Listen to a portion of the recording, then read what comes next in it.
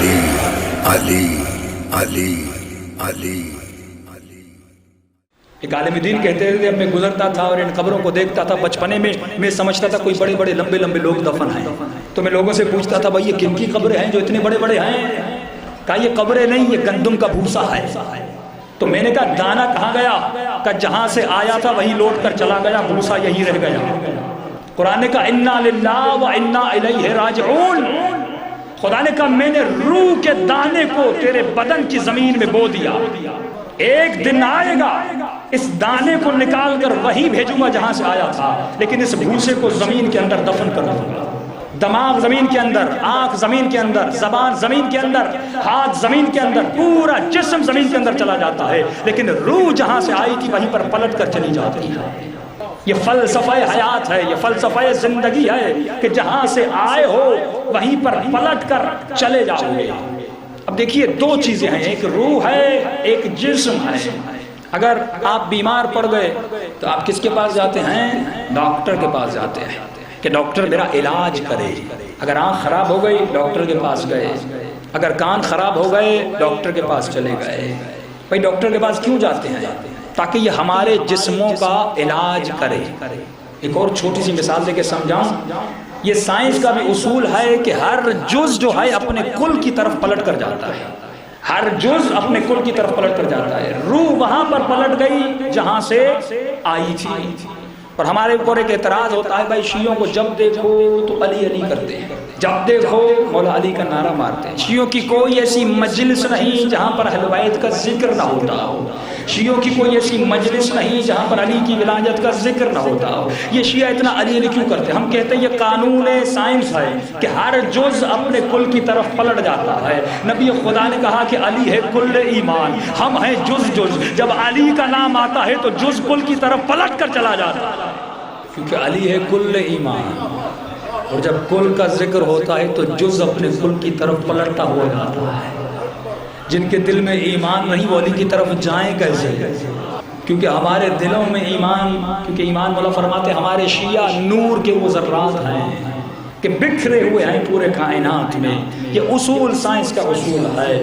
قبلہ جب جسم بیمار ہوتا ہے اس قانون کو یاد رکھیے گا کہ ہر جز اپنے کل کی طرف پلٹ کر جاتا ہے۔ یہ کلی قانون ہے پوری کائنات کا کہ ہر جز اپنے کل کی طرف پلٹ کر جاتا ہے۔ آپ کو آنکھ کی بیماری ہو گئی، میں نے کہا مجھے ڈاکٹر کے پاس لے چلیے، آپ نے کہا قبلہ چلیے ڈاکٹر کے پاس چلتے ہیں۔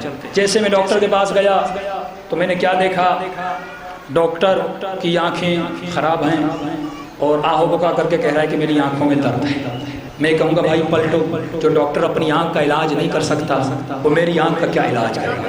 میں نے کہا میرے دانت میں درد ہے، آپ نے کہا چلیے آپ کو ڈاکٹر کے پاس لے چلتے ہیں۔ جب ڈاکٹر کے پاس گئے تو میں نے دیکھا ڈاکٹر خود اپنے دانت پر ہاتھ رکھ کے بیٹھا ہے اور آہو واویلا کر رہا ہے کہ میرے دانت میں بڑا شدید درد ہے۔ میں نے کہا واپس چلو یہ کہیں میرے دانت خراب نہ کر دے۔ میں نے کہا دل میں درد ہے، آپ نے کہا چلو ہارٹ اسپیشل کے پاس چلتے ہیں۔ جب وہاں پر گیا وہ بیچارہ خود دل پہ ہاتھ رکھ کے کہہ رہا ہے مجھے دل کا دورہ پڑ گیا ہے۔ میں کہوں گا بچاؤ ایسے ڈاکٹر سے۔ تو آپ جب دنیا کا جسم بیمار ہوتا ہے تو ایسے ڈاکٹروں کو ڈھونڈتے ہیں جو خود بیمار نہ ہو، ایسے طبیب کے پاس جاتے ہیں، ایسے حکیم کے پاس جاتے ہیں، ایسے سنیاسی کے پاس جاتے ہیں جو خود بیمار نہ ہو، جو اس علاج کا ماہر ہو، جس میں خود وہ عیب نہ ہو۔ تو جسم کی بیماریوں کے لیے تو ایسے حکیم کو ڈھونڈتے ہو، لیکن ہم کہتے ہیں جب روح بیمار ہو جائے تو کس طبیب کے پاس جانا چاہیے؟ اسپریچول ڈیزیزز، روح کی بیماریاں۔ روح کی بیماریاں کیا ہیں؟ حسد ہے، بغض ہے، حب دنیا ہے، حب مال ہے، دنیا پرستی ہے۔ تو ہم کسی ایسے کے پاس جاتے ہیں جس میں روحانی بیماریاں نہ ہوں، اس کو فقہ جعفریہ میں معصوم امام کہتے ہیں۔ اگر جسم کی بیماریوں کے لیے کسی ایسے کو ڈھونڈ رہے ہو تو کیا روح کی بیماری کے لیے کسی کو نہیں ہونا چاہیے کہ جس کے دل میں حسد نہ ہو؟ اگر کفر کو ختم کرنا ہے تو کسی ایسے کو ڈھونڈو جو کبھی کافر نہ ہوا۔ اگر اپنے ڈر کو ختم کرنا ہے تو کسی ایسے کو ڈھونڈو جو کسی میدان جنگ میں نہ بھاگا ہو۔ اگر دیکھنا ہے کوئی موت سے ڈرا نہیں تو کسی ایسے کو ڈھونڈو جو شب ہجرت بستر نبی پہ اس طرح سویا ہو جس طرح انسان پھولوں پہ سوتا ہے۔ بات آئی ہے تو یہ نقطہ بھی بیان کرتا ہوں میں چلوں۔ حضرت اسماعیل کو ذبیح اللہ کہا جاتا ہے، کیا کہا جاتا ہے؟ ذبیح اللہ، لیکن ذبح نہیں ہوئے، لقب کیا ہے؟ ذبیح اللہ۔ کہا کہ ذبح کرنے کی شرائط ہے، ابراہیم نے ساری شرائط پوری کی تھی۔ ذبح کرنے کی شرط کیا ہے کہ چھری ہو، سر کو زمین پہ لٹایا جائے اور تیز دھار چھری سے سر کو کاٹا جائے۔ ابراہیم نے چھری اٹھائی، بیٹے کو لٹایا، چھری چلائی اور بیٹے کو گردن کو کاٹنا چاہا، خدا نے اس چھری کے نیچے کسی بکرے کو بھیج دیا، کاٹا نہیں، لیکن خدا نے اسے حبیب اللہ کہا، خلیل اللہ کہا اور اسماعیل کو ذبیح اللہ کہا۔ میں کہتا ہوں اگر علی شب 19 مولا کے سر پہ ضربت نہ بھی لگتی، میں پھر بھی علی کو شہید کہتا ہوں۔ اگر مولا شہید نہ بھی ہوتے، ہم علی کو شہید کہتے۔ ابراہیم کٹا نہیں، ذبیح اللہ بن گیا۔ علی ہزاروں تلواروں کے سائے میں شب ہجرت نبی کے بستر پر سوئے تھے، تو کون ذبیح اللہ بنا؟ علی بھی ذبیح اللہ بنے، جناب اسماعیل بھی ذبیح اللہ بنے۔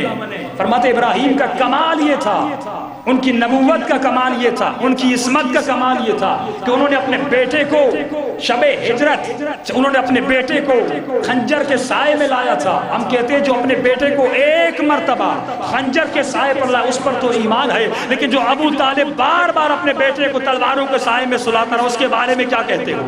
تو اگر بیچارہ مسلمان سوچتا، فکر کرتا تو کبھی گمراہ نہ ہوتا۔